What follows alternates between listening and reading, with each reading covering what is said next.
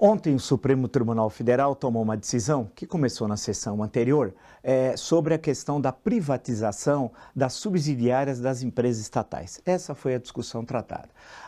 E a sessão que começou na quarta, terminou na quinta-feira e aprovou que para as subsidiárias das empresas estatais não é necessária autorização do Congresso Nacional e nem um processo licitatório.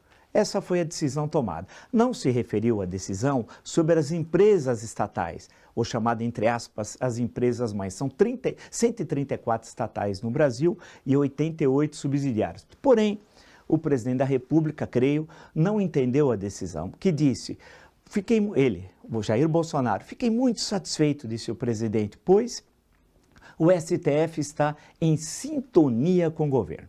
Então, aí, primeiro é um erro. O STF não tem de estar nem em sintonia com o governo, nem contra o governo.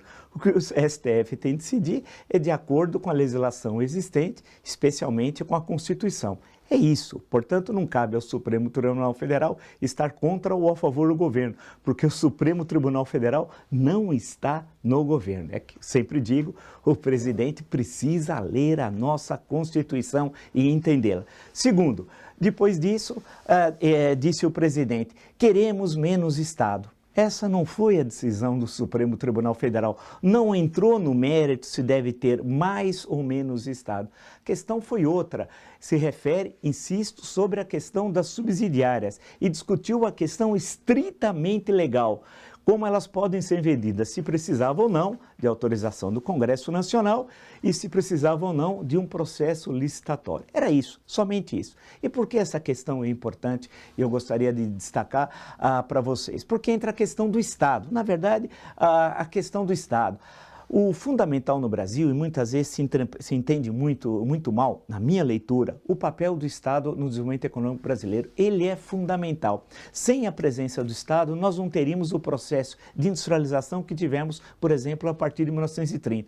Nós não teríamos a Companhia Siderúrgica Nacional, importantíssima, criada em 1942, nós não teríamos a Petrobras, criada em 1953, a 3 de outubro, e assim por diante. As grandes hidrelétricas, todas elas foram construídas com recursos do Estado e foram fundamentais para o processo de industrialização. A questão que se coloca, portanto, é retirar um pouco da questão ideológica dessa discussão e analisar historicamente a importância do Estado para o desenvolvimento econômico brasileiro. Ninguém quer estatizar toda a economia, nada disso, e ninguém quer privatizar imediatamente toda a economia. Tem de se discutir caso por caso. E essa foi a decisão do Supremo, que se restringiu, insisto, à questão da subsidiária, sem entrar na discussão das empresas-mãe, das empresas estatais, e nem entrar na discussão ideológica se o Brasil precisa de mais ou menos Estado.